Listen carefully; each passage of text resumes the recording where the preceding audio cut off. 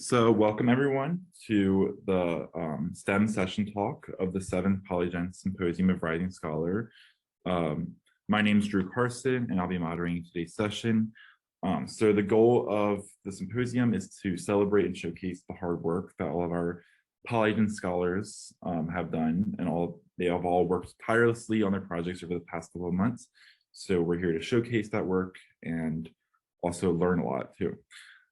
So we have 5 students presenting on a variety of topics today, and a fellow member of the Polygen team will be scoring each student's presentation, so that will help us determine prize winners after the event. So if you have questions that during someone's presentation, just type that in the Q&A for each speaker, and we'll have time at the end of the session for the speakers to answer your questions. So today's speakers are Aakash, Drishika, Ummehani, Amelia, and Amy. So I am going to call on each student to present. Just introduce yourself and then make sure your screen shares okay, and then you guys are good to go with presenting your presentation, and we're excited to learn about what you guys have been doing. Okay, so first up is Aakash. So go ahead and share your screen.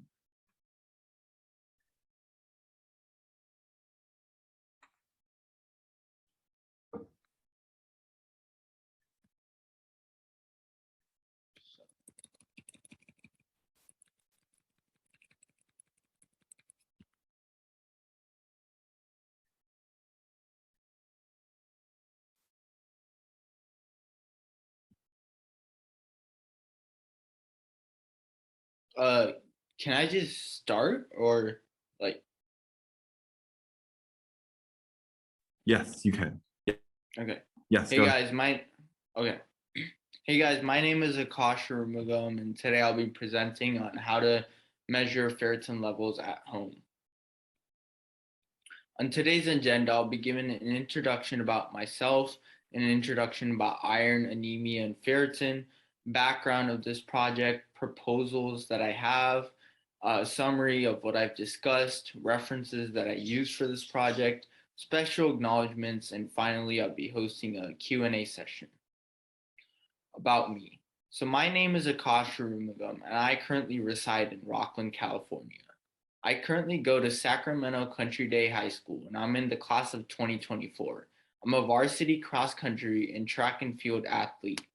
My motivation for doing this project is that I'm a passionate endurance athlete who has a strong interest in STEM. Also, in my freshman year of high school, I was diagnosed with chronic anemia due to strenuous training load, and currently I'm seeking innovative ways to measure ferritin in the blood at home. In the next slide, I'll be giving an introduction about iron, anemia, and ferritin. The body uses iron to make a protein called hemoglobin, which carries oxygen to all body organs. This picture here shows a protein, shows hemoglobin, and in the hemoglobin, there's a small section which is called heme, and this is also a protein. And in the heme, there is iron. Ferritin is a protein that keeps iron in a non-toxic solution form and stores iron in the body. Ferritin is a functional biomarker for iron reserves, as you cannot simply just measure iron concentration in the blood.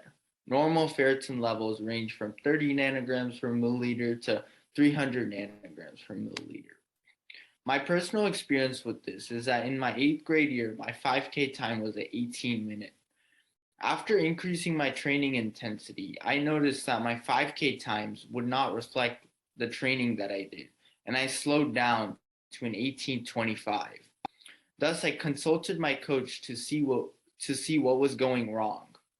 He suggested that I get my ferritin levels tested to see what it was. He also said that his daughter suffered low ferritin levels, and that impacted her running performance a lot.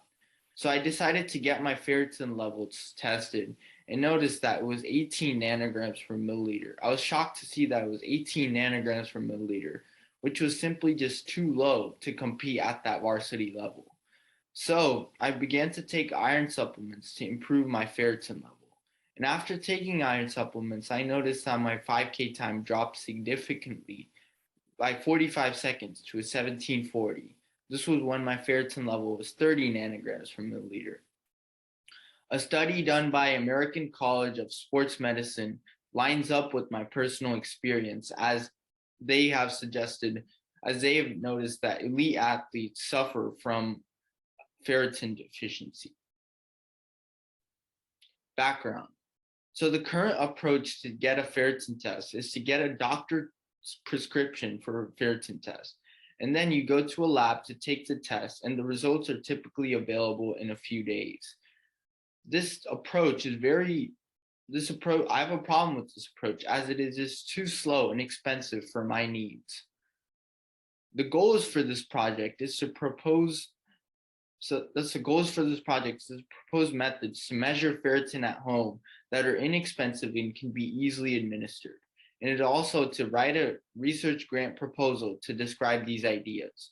The two main ideas in this project are based on the lateral flow immunoassay, or the LFA, which is what I'll be discussing about in the next slide. Basics of the lateral flow immunoassay. The traditional LFA is widely used for qualitative assessment of presence or absence of target analyte. This is what is used to detect if the COVID antigen is present or not in COVID testing. The test strip has 4 sections, which the first section is a sample application pad, which is where the sample is first applied.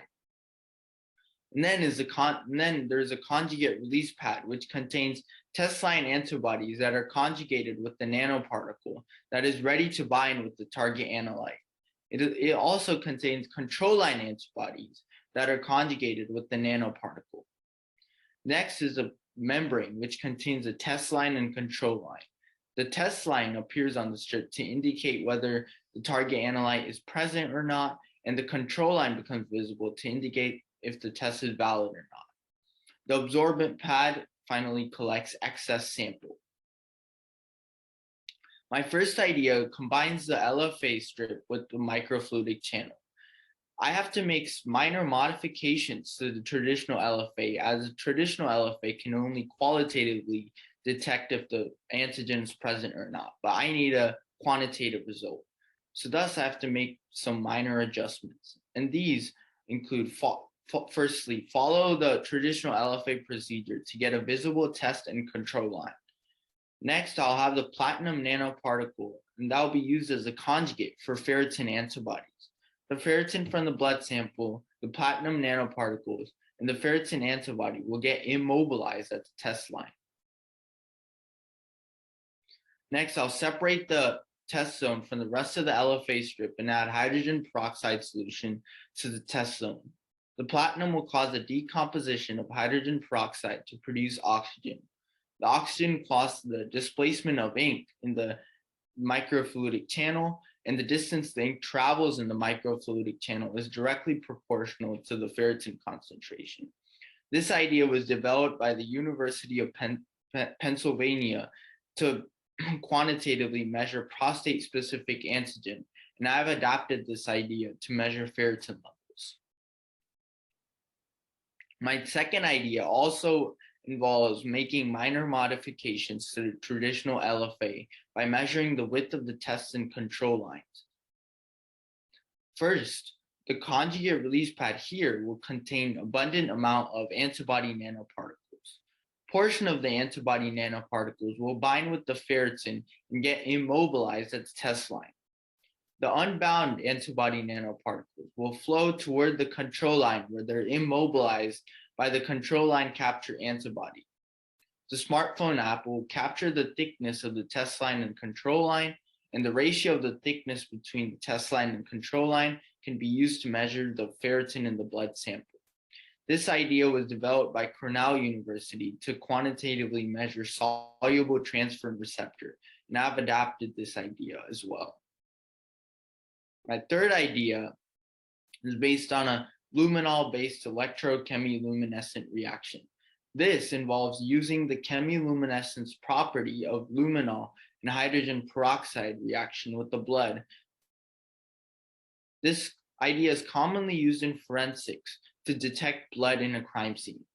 This picture here shows a crime scene, place where a crime scene has occurred and blood has been washed away.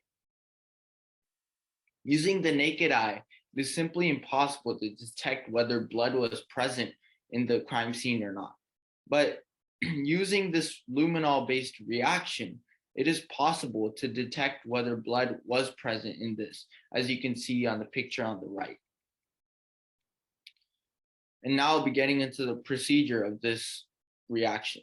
So basically, the ferritin in the blood acts as a catalyst in the luminol plus oxidizing agent, which is typically hydrogen peroxide, to produce a chemiluminescent reaction. The intensity of the light that's produced in this reaction is detected using a photodiode. You could also use a photomultiplier to measure the intensity of the light, but this would be too expensive for the needs of this experiment. The concentration of the ferritin can be measured by measuring the peak current that is generated by the photodiode. This idea was developed by a group of scientists to quantitatively measure lactate, and I've adapted this idea as well.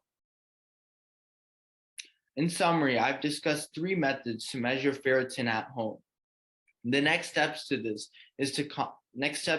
project is to contact research labs to validate these methods, and then is to design a test kit and eventually try to make it commercialized and make the product available to everyone.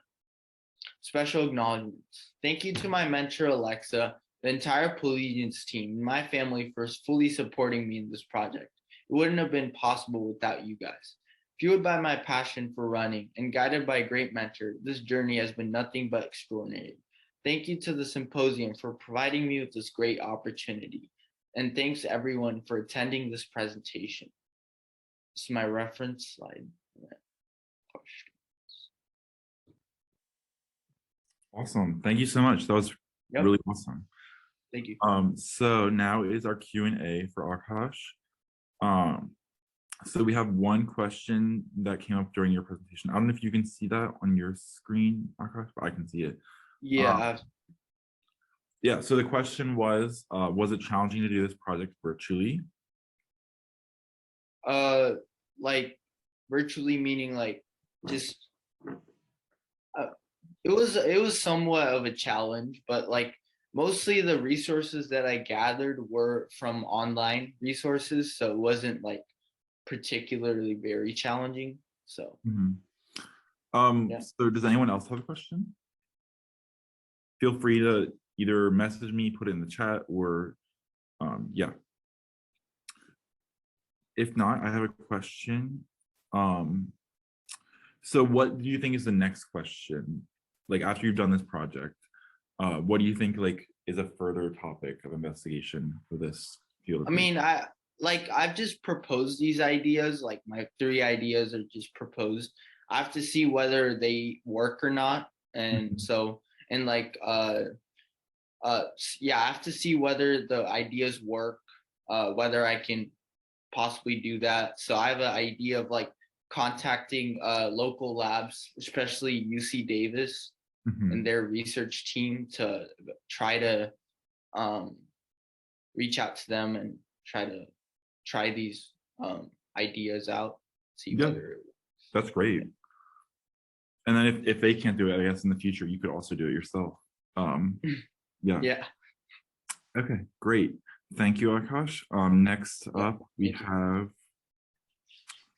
so there's no other questions for Aakash. We're going to move on to our next presenter, which is Drishika.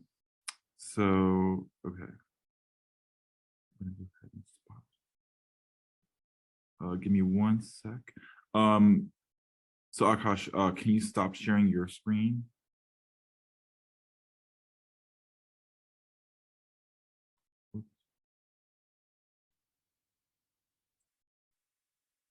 Okay. And then Drishika, can you share your screen?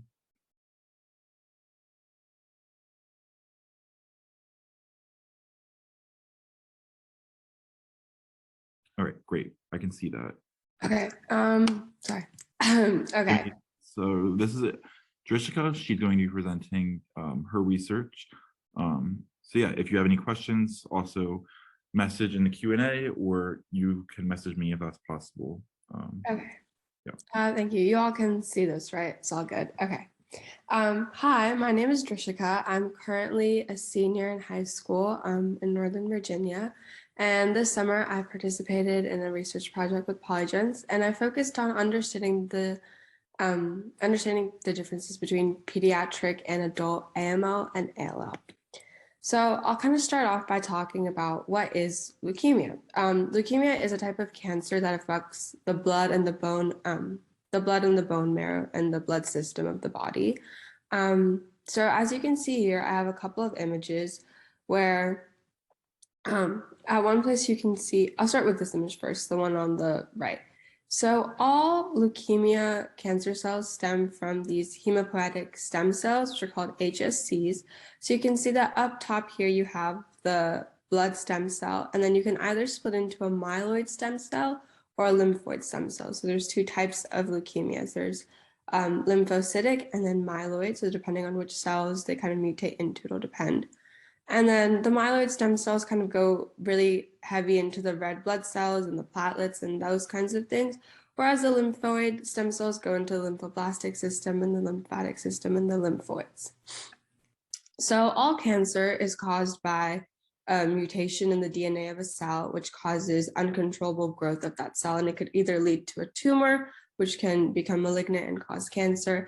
But in terms of leukemia, no solid tumor is really formed because it's very hard to do that in the blood. So what happens is that these normal blood cells kind of like, you can see over here that there's monocytes and platelets and red blood cells here in the normal.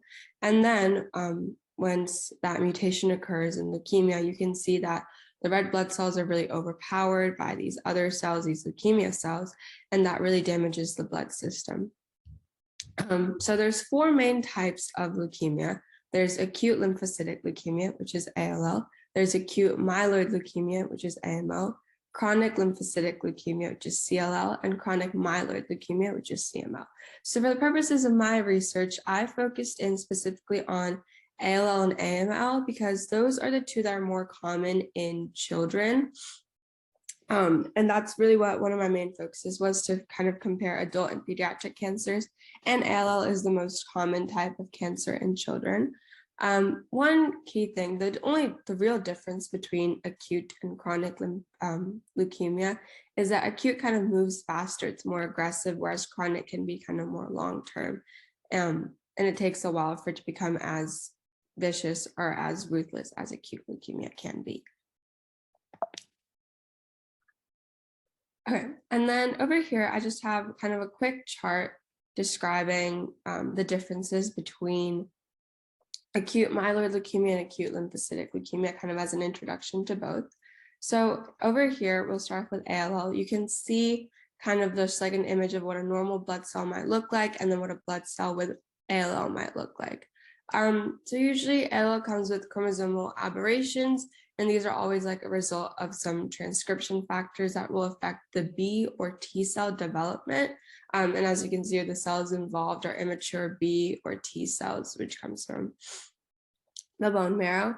And then the morphology for ALL, it's very easy to kind of identify ALL when just looking at the cells, because it'll have a lot of like distinctive factors such as condensed chromatin or scant cytoplasm or the small nucleoli. And the clinical presentation kind of for ALL and AML can be, they share a lot of similar symptoms. So there can be like depressed marrow function, there can be bone pain, or CNA manifestations. And then moving on to acute myeloid leukemia, here again, you have like an image of just what a healthy patient might look like and what a patient with AML might look like. So with AML, there's oncogenic mutations, and these impede differentiation of the accumulation of different myeloid blasts. And one thing to note is that how it's not as easy to kind of identify AML just by looking at the cells. The morphology is very not as of a like indicative factor of the disease as it might be for ALL. The cells involved for myeloid leukemia are just myeloid lineage cells, kind of like how I mentioned, this is not kind of how I mentioned back here with the myeloid cells. That's what it will work with. And then the morphology, there's oil rods, which are just abnormal lysosomes. There's the myeloblasts and monoblasts. And then some clinical presentations is spontaneous bleeding and ecchymosis and anemia symptoms.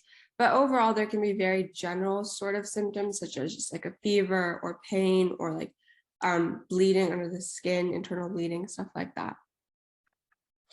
And then we kind of jump into just like my comparison between the two. So the first part of my data was kind of really figuring out the biological and molecular differences between these two diseases. And then I kind of went on to explore the genetic differences between pediatric AML and ALL and adult ALL and AML. So there's 4 categories. So over here, I have kind of just a Venn diagram that I created with the help of my mentor, describing the gene overlap between these two categories. So for pediatrics, 100 genes were compared for AML and ALL, and you can see that 13 of them overlap. So they had a 13% similarity in terms of their gene expression. Whereas in adults, the sets were a little different. There was 100 for the AML, but also as we could find, it only had 37 for ALL. But in between those two sets, you can see that there's only 1 that overlapped. And a reason for this could be that when you're an adult, a lot of different things have kind of impacted your body and how your body functions. Epigenetics is the study of how like your environment and your behavior can affect your genetics. So as you grow older, there's a lot more variety and a lot more things that can cause a difference in your genetic profile. So that's why it's much harder to find similarities amongst adults. But in pediatrics, you're younger, so you haven't lived as longer, obviously. So you have less, there's less factors affecting your genetics. So it's easier to find more similarities between those two. So this was kind of just an overall sort of overlap between those two. And then we kind of get into the really intense part, or the most focused upon part in my research, which is comparing these groups. So as I mentioned earlier, AML and ALL all generate from the same hematopoietic stem cells, and then they'll evolve and affect different parts of the blood system in the body. ALL is more common in children, which is what I also mentioned earlier. It's the main reason why I chose to focus in on the acute leukemias instead of the chronic. So since it's more common in children and less common in adults, it's harder to treat in adults because less is known about it. And then I talked about this earlier too, kind of the identification of ALL and how it differs between pediatric and adult patients. So there can be a lot of different symptoms where in adults you can have like a fever, or you can have bleeding, you can have all these sorts of things. Whereas in children, it might just be joint pain. And it's very hard to kind of just identify these diseases based on kind of like the physical symptoms you can see outright. That's why there's a lot of different methods that go into classifying these two diseases, which I'll get into just in a little bit. And then kind of the overall point of my study is that the treatments for pediatric AML and ALL is harder than for adults, mainly just because of how little is known of the molecular and biological landscapes of children, because they can be very diverse. Whereas, and another thing is that these leukemias can be much easier to treat in adults since their bodies are stronger. They can withstand more harsher treatment like chemotherapy and things like that, whereas children can't. And since there's been such little research done on their molecular and biological landscapes in regards to these diseases, it's hard to find more effective treatments that aren't as harsh for them, which is kind of what my paper is geared towards finding. It's like the end goal of it. One thing I just wanted to go back is that, this is what we talked about earlier, that first point with the epigenetics and how these different environmental factors affect it. But one major thing is the identification processes differ for AML and ALL. So as I mentioned earlier, in ALL, it's very easy to identify the disease from its morphology. Like when coming back here, you can see kind of just how apparent it is. It has a lot more noticeable morphological differences than myeloid leukemia would. So multiple tests has to be done for both to confirm the diagnosis, but it's much harder for AML. There has to be more like cytogenetic testing and more molecular and kind of really getting down deep into it. Another thing that kind of goes along with this point about the morphology is that the karyotype for AML, for a cell with AML, could be very similar to it could be very similar to the karyotype for a regular cell. And then there's just differences in gene expression between pediatric and AML patients. And then identifying AML is harder than identifying ALL, as I mentioned earlier. This is just a quick overlap of all 4 diseases. Kind of, you can see that there's no overlap between AML and pediatric ALL and AML. And then the one gene that they all had in common was FLT3, which is one of my main conclusions. So by studying these genes, I wanted to kind of focus on targeted gene therapy in conjunction or instead of chemotherapy as a treatment for pediatric cancers, especially. One main gene to look into would be FLT3, because that was the one gene that was found in common amongst all 4 categories, which played a really big role in the mutations and the progression of this leukemia. And then expression profiling kind of goes along with this targeted gene therapy. It just helps understand the patient's genetic landscape, and it can help in bettering diagnosis and in bettering treatment development. So the conclusions and future directions kind of just go hand in hand, the conclusions I made, and then the future directions would just be exploring and building upon these 2. And finally, I just like to have a big thank you to my mentor, Jada, for helping me throughout this whole process, my advisor, Erica, and everyone here at Polygens for helping me and supporting me through all of this and for setting up this amazing symposium. So yeah, and thank you to all of you for listening to my project. Thank you. Thank you, Drishika. That was great. So I don't see any questions in the chat.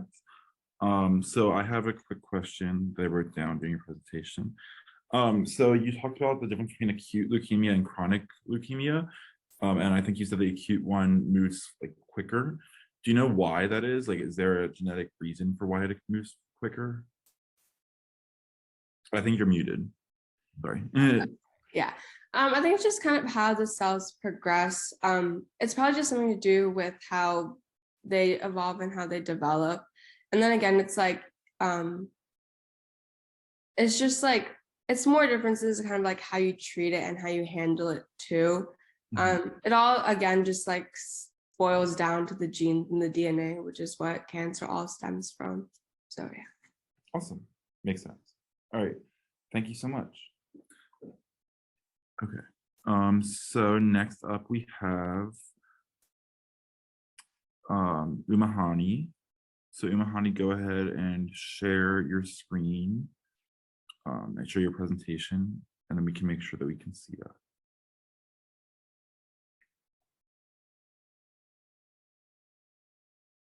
All right, I can see that, so looks good. And then is your audio working okay?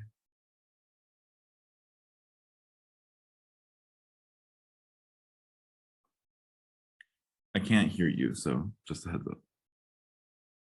One sec. Okay. Okay. Now Yeah, can you hear me? I can hear you. Yeah. Okay. All right. Yeah. Go ahead. My video.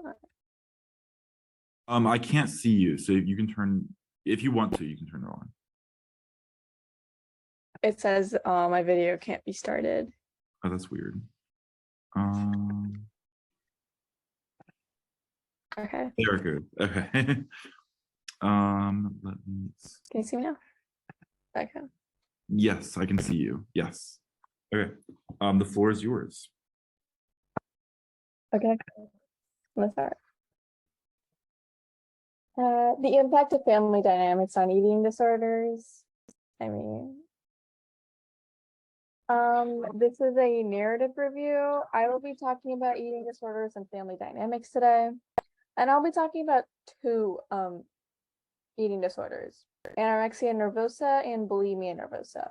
There are also many elements to family dynamics, but the 3 I'll be talking about today are parenting styles, attachment styles, and modeling of food-related behaviors. So now I'll be defining all the terms I'll be using during this presentation. First, parenting style. So there are four main parenting styles: authoritarian, authoritative, permissive, and uninvolved. Authoritarian parents are strict, have many rules for their children, that they're expected to follow, even if the rules aren't explained. Parents of this obedience style demand parents of this parenting style demand obedience, and they don't allow much independence in their children, and mostly they discipline to punish. And in contrast, authoritative parents are nurturing, have clear guidelines for behavior that are explained, and they discipline to teach rather than punish. Permissive parents are nurturing, but they don't have many boundaries or expectations.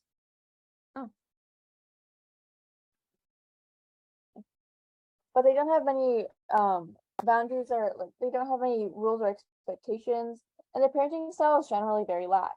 Even though permissive parents are supportive and responsive, they are they generally don't enforce any rules, and they're very unpredictable and inconsistent. Finally, uninvolved parents are not nurturing, very detached from their children's life. These types of parents meet only the most basic expectations like food, shelter, and schooling, but are otherwise distant and uninvolved in their children's life. These parents are low in responsiveness and don't have many demands, and they often fail in providing behavioral standards. They also have little to zero communication with their child at any given time. Attachment styles. So there's also four types of attachment styles: secure, anxious, avoidant, and disorganized. In adulthood, people with secure attachment styles will be able to form healthy relationships that allow them to connect with other people who are remaining independent and secure. And in secure attachment, there's low psychological controls, and there's generally more perceived acceptance from their parents. Anxious attachment style. For anxious attachment style, as children with them grow up, they are often afraid to get to know people, and they cling to romantic partners / parents. And these parents of these attachment style are unable to invest in their children because of and these parents are generally inconsistent due to poor or lacking parenting skills. In avoidant attachment style, people are more likely to avoid loving relationships with others and withdraw from close connections, and they tend to dislike groups that are high in warmth. With this attachment style, parents will be cold and rejecting and unwilling to invest in their children, as shown by inconsistent and unpredictable parenting. There is another attachment style, disorganized. However, since there's not much information and it's not really that important to my presentation, I won't be talking about it. Modeling of food-related behaviors. So parental role modeling is often conceptualized parents' intentional or purposeful intent to demonstrate healthy food choices and eating behaviors to encourage similar behaviors in their child. Parental modeling of food is defined as restricting what a child eats and doesn't eat, or demonstrating positive or negative food behaviors. So now that I've defined all my terms, I'm going to be talking about what I've discovered during my research on this topic. Parenting styles are known to impact children's eating and weight-related behaviors differently, and different parenting styles can mean different interactions with their children. Authoritative parents are often associated with healthier eating habits in their offspring, a lower risk of obesity. That can also lead to higher rates of self-discipline, emotional maturity, and just overall healthier eating habits, as I mentioned. They are also best for preventing weight-related problems. Authoritarian parenting can cause a sense of lack of control in their children. On the other hand, but also restrictive practices around food can increase overconsumption of unhealthy and restricted foods, and the underconsumption of core foods in children. Children whose parents employ authoritarian parenting styles like to do their best to accommodate others, and since these type of parents are very rigid and controlling, they are more likely to there's an obvious lack of control on their offspring. Because of this, they will also wish to fit their parents' ideal of perfection, which can lead to a development of eating disorder in order to earn other people's affection and praise. While there are two other parenting styles, permissive and uninvolved, there's not much research about their impact on eating disorder, so they won't be discussed much by me today. Attachment styles. The type of attachment style a parent has to their child and vice versa can make a huge impact on the parental influences on eating disorders. Secure attachment style is seen to have the most positive impact on the chances of a child developing an eating disorder. And this means that children tend to feel more in control of their lives, so they lose their incentive to develop an eating disorder. However, the other two attachment styles tend to create a lack of sense of control in people. Children with anxious attachment styles are more likely to show symptoms of BN and AN than those with secure attachment styles. And they have a desperate need for approval, which leads to an impaired ability to develop a healthy coping mechanism.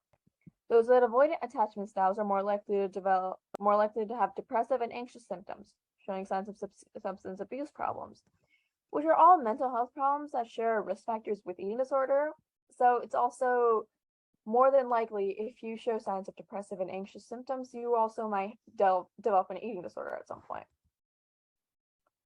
They tend to exercise hyper control over their emotions, body, and food consumption, and this just tends to spiral for them, and this just means they need more control in their lives, and because of that, they don't tend to have strong support systems, which would be more likely to help them develop an eating disorder. Modeling of food-related behaviors. Parental behaviors can influence whether or not adolescents develop an eating disorder, so they can unintentionally influence the development of eating disorders in their children. Maternal dieting is associated with unhealthy development of eating disorders, and because a mother's eating habits, along with the ones she instills on our children, could have an influence on the development of eating disorders. Children imitate the eating behaviors of their parents, even if it's not entirely intentional. There are two ways that parents can influence a child's eating habits: by using overt control and covert control. Overt control is obvious, done by restricting what a child does and does not eat. Covert control is less obvious. Covert control is when parents set examples of what children should and shouldn't eat. When a child is younger, more overt control methods are applied. However, as a child reaches adolescence and parents begin to trust their children more, they use more covert control methods. So, there are a few main points to focus on when looking at how family dynamics impact eating disorders. A few of these are parenting styles, attachment styles, and food and weight-related behaviors. Parenting styles can have a big impact on the development of eating disorders in childhood and adolescence. Authoritarian parenting styles are most associated with the development of eating disorders in adolescence, whereas authoritarian parenting styles are more associated with whereas authoritative parents are more protective of their children. Where insecure attachment styles are more predictive of mental health difficulties, such as eating disorders, secure attachment styles are more protective and lead to healthier lifestyles overall. Parents use overt control and covert control to model food and weight-related behaviors, and this can play a big role in the development of eating disorders in our children. Modeling of food-related behaviors can be especially influential within a mother-daughter relationship. So there are some limitations that I found during my research, and some of them are that, so because there's a large body of literature on how parent-child interactions influence adolescent eating disorders, some authors have focused more on family interactions in families that have children with eating disorders. And some authors have focused more on trying to identify specific family interactional patterns related to eating disorders. There are some studies that focus on families with eating disorders versus families without eating disorders. When different variables in family functioning are considered, the results of the trials can differ and even be contradictory. So dysfunctional family dynamics do not have specific empirical evidence backing them up. and it's difficult to draw concrete conclusions about the role of family dynamics in the pathology of eating disorder because of this. And because of that, current scientific literature rejects the idea that family is the only cause or the main risk factor of eating disorders. My references. Acknowledgements. I would like to thank my Polygens mentor, Caitlin, and my father for all the guidance they provided during my research and writing during this. Thank you, Ummehani. That was really interesting. If there's any questions, feel free to message the Q&A. I will ask my question a while. So what was the most interesting thing you learned during your research process?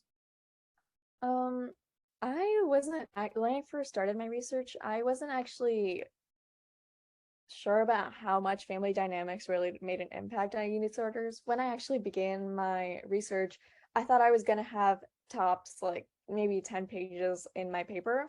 I ended up with almost 16, so I didn't actually realize how much impact family dynamics have on like the development of eating disorders in kids.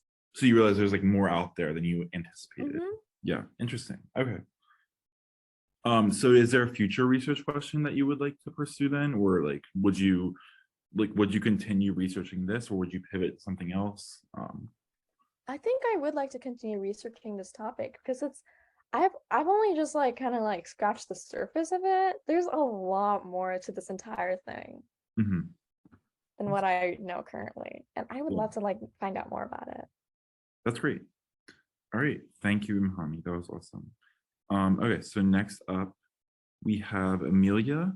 So Amelia, go ahead and start your video and share your screen, and then we'll make sure that we can all see you and hear you.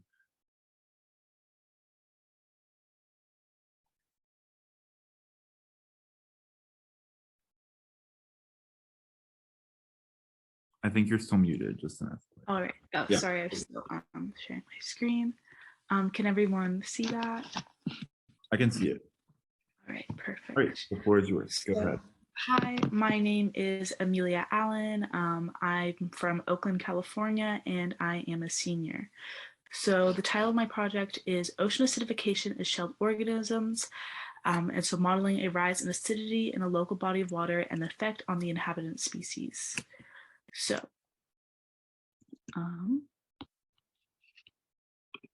first up is an overview. So my research question was, how does pH affect the mass and length of the Atlantic red mussel shells? The goal of my experiment is to get an insight on how shelled species will react in acidic conditions, especially with the rise of ocean acidification. And again, to highlight the organism I studied was the Atlantic red mussel. And then the water and mussels for this study were sampled from Lake Merritt in Oakland, California.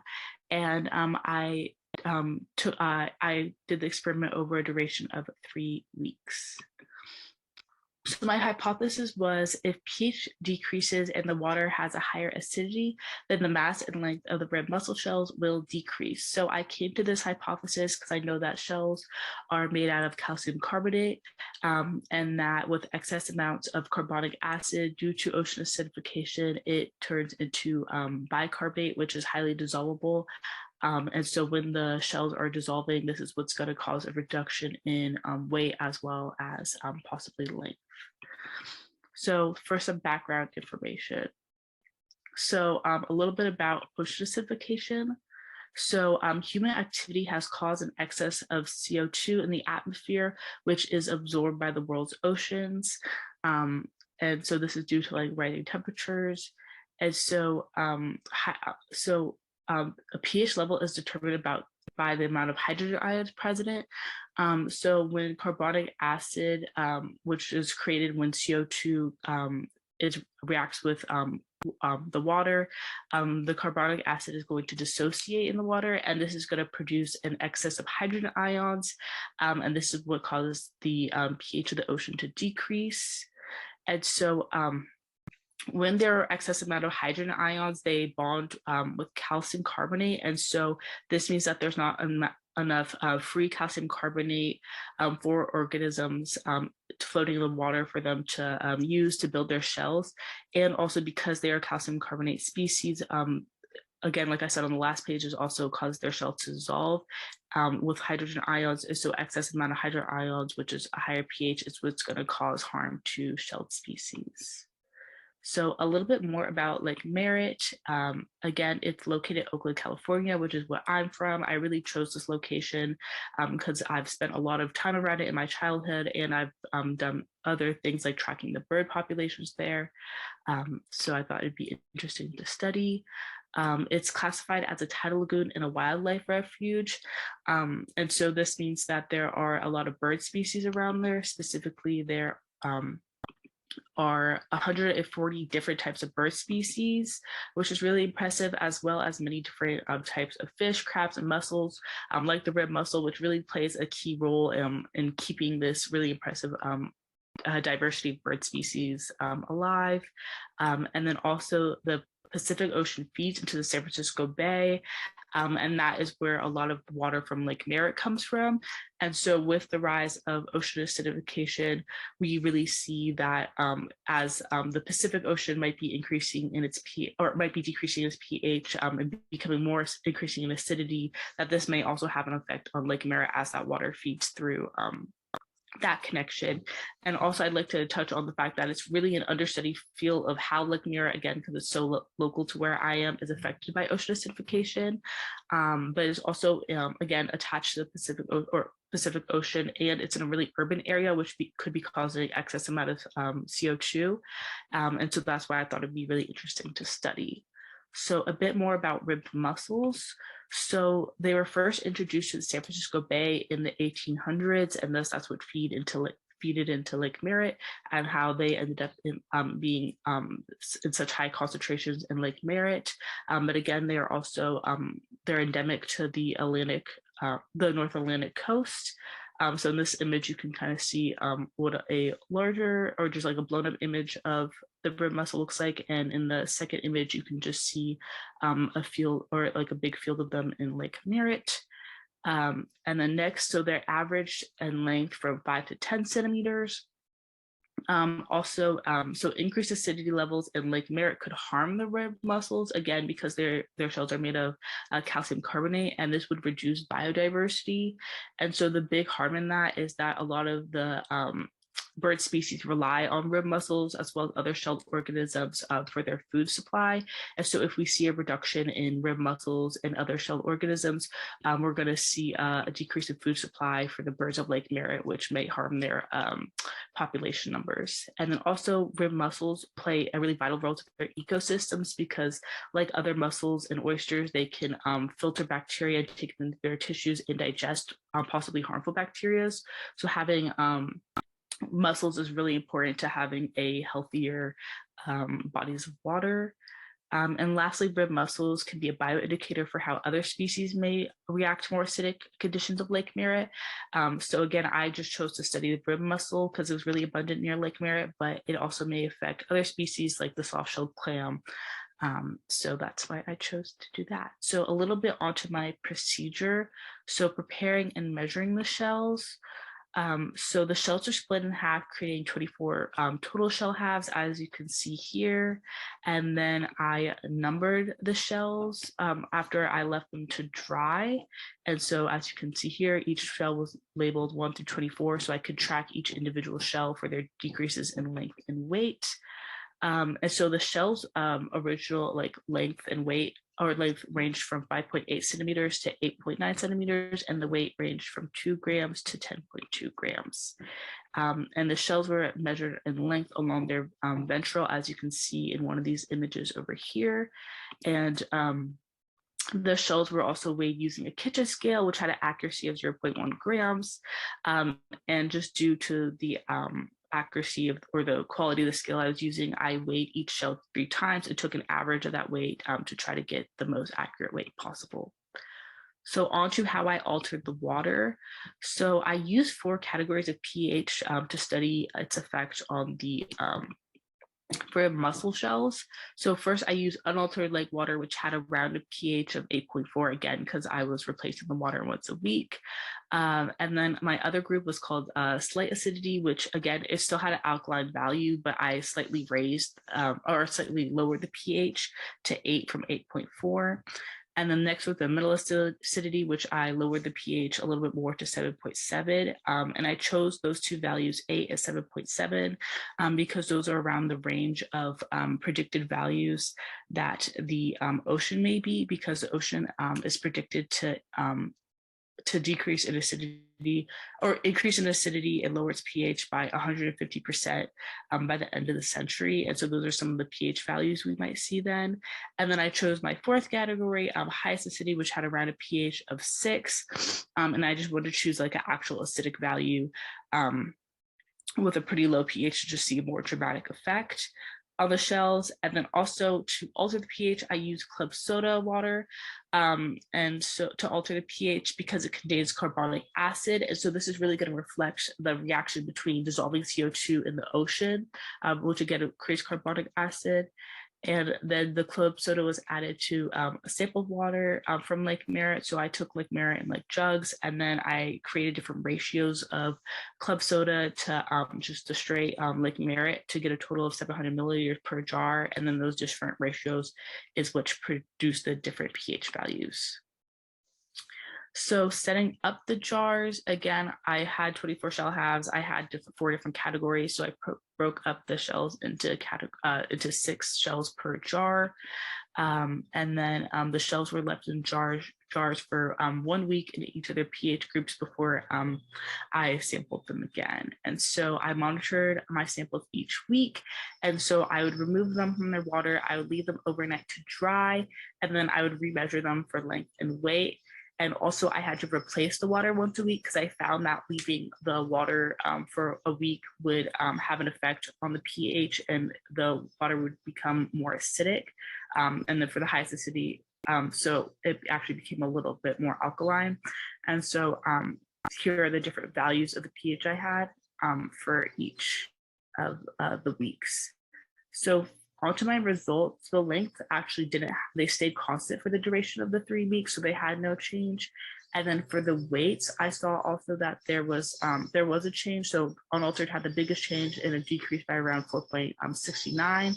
And then for each of my groups, I took the average percent change for each shell, and then I averaged it out for the whole group so I can compare them. So as you can see here, for this group, the average was around decreasing by like 3%.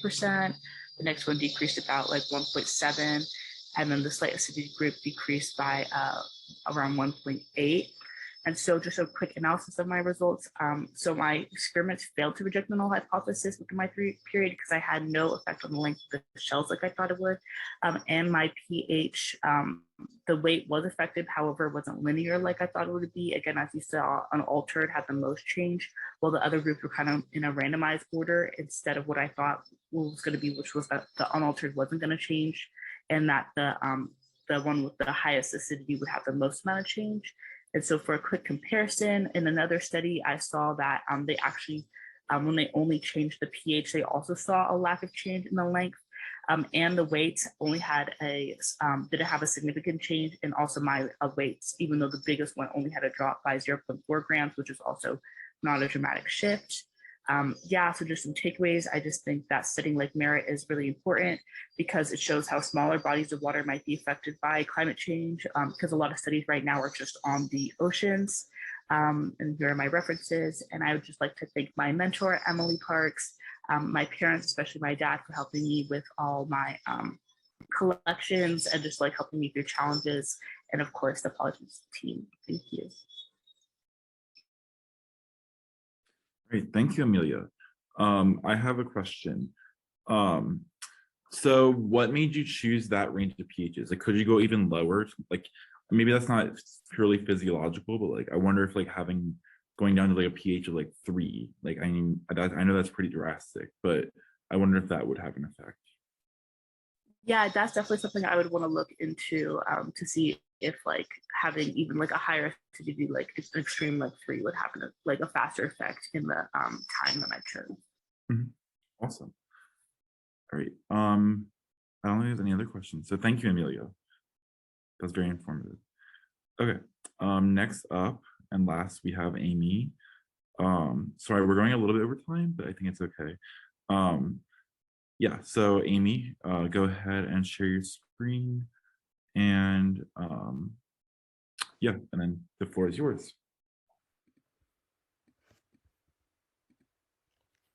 Okay, can everyone see my screen? Yes. Okay. Hello everyone, my name is Amy and I'm a senior at Mission San Jose High School in Fremont, California. For the past few months, I've been working on a research project with my mentor on the effects of adolescent electronic cigarette use onto the developing brain, with more specific examinations on the effects of the nicotine drug on prefrontal cortex development and neuroplasticity. I also studied this realm of adolescent electronic cigarette use through a public health context, so here are some of my findings. So before we dive into the neurological effects of electronic cigarette use, it's crucial to understand the basis and development of electronic nicotine delivery devices, which are more commonly known as e-cigarettes or vapes. So for the past 50 years, traditional tobacco smoking has been the leading cause of preventable deaths worldwide, with more than 1.3 billion users and 8 billion related deaths annually. This global issue caused for the development of tobacco cessation products, including nicotine patches and gums, but the most popular of which became the e-cigarette. First introduced onto the market in the early 2000s as a safe alternative to tobacco smoking, electronic cigarettes rose rapidly in popularity. And during this rise in global electronic cigarette use, an unanticipated demographic of users emerged, and this was in teenagers. So in 2021, approximately 2.55 million middle school and high school students in the US were e-cigarette users. So due to the recency of e-cigarettes onto the market, there remains a lack of breadth of research regarding the pharmacology and the extensive long-term health effects of this prolonged use. However, recent studies have demonstrated that prolonged e-cigarette use exposure has released features that are related to human chronic obstructive pulmonary disease and decreased insulin sensitivity, which indicates possible adverse effects on cardiovascular, lung, and metabolic health. So this indicates that e-cigarettes may be much more harmful than we think. So now, what exactly are the differences between combustible tobacco cigarettes and electronic cigarettes, and why is it important to understand this distinction and relate it to the recent influxes in adolescent nicotine use? So the electronic cigarette consists of a nicotine-containing solution cartridge, a battery, and an aerosol generator. So the electronic heating of the liquid cartridge produces an aerosol vapor that kind of reproduces the physical sensation of inhaling tobacco smoke. So while the sensational effects of both products are similar, since e-cigarettes do not require the combustion of tobacco with fire like traditional cigarettes do, carcinogens such as tar and carbonyl compounds and formaldehyde are not found in the aerosol vapor. However, recent research has revealed that e-cigarettes may potentially be even more addictive and dangerous than tobacco-based cigarettes, even though they contain less carcinogens than these tobacco-based cigarettes do. Because e-cigarettes' customizability, cost-effective nature, and ease of accessibility have resulted in higher consumptions of nicotine content per use compared to traditional cigarettes. Additionally, social perceptions of e-cigarettes as trendy technological devices on social media, as well as targeted marketing tactics by big tobacco companies, have heavily influenced the adolescent demographic of e-cigarette users. So as the prevalence of traditional tobacco cigarette use amongst adolescents has diminished in the last few decades, that of e-cigarette use has drastically increased. From 2011 to 2015, rates in electronic cigarette use amongst high school and middle school students across the U.S. increased by 900%, according to the U.S. Surgeon General. And currently, more than 2 million students are daily electronic cigarette users. However, there exist distinctions in e-cigarette usage between subsections of populations within the adolescent demographic. So the tables on these slides here were created using data collected from the annual California Student Tobacco Survey, and they indicate differences in prevalence rate based on sex and ethnicity. As you can see from the data, male adolescents had a higher prevalence in e-cigarette use, as did non-Hispanic white and non-Hispanic Native American adolescents. So while the range of social, cultural, and genetic factors causing these distinctions is beyond the scope of my research project, studies have shown that nicotinic regulation of cortical processing varies with sex due to differences in drug metabolic processes, which may account for the differences in prevalence rate. So the reason why adolescent nicotine use is a topic of heavy discussion is because of the vulnerable state of the brain during puberty and adolescent development. The adolescent brain is extremely malleable, and the structure is sensitive to both intrinsic and external environmental factors that influence its proper maturation and function. The key phenomenon that is related to this maturation and neurological processes is known as neuroplasticity, which involves the ability of the brain to conduct adaptive and structural functional changes in responses to stimuli.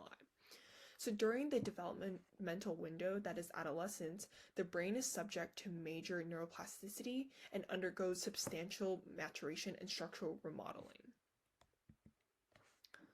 So one of the most critical parts of the brain that undergoes this structural change is the prefrontal cortex, or the PFC, a region of the frontal lobe that controls complex cognitive function, decision-making, and the overall orchestration of thoughts and behavior. The maturation process of the prefrontal cortex during puberty is one of the major attributing factors to traits during the teenage years, such as impulsion, risk-taking, and mood swings that are characteristic of adolescent behavior. So these developments occur through processes known as synaptic pruning, in which crucial neural connections are strengthened through increased myelination and axonal diameter, while other synapses are removed. Additionally, neurochemical organization also occurs, in which the maturation of neurotransmitter receptor systems in the brain results in shifts of neurological function and structure.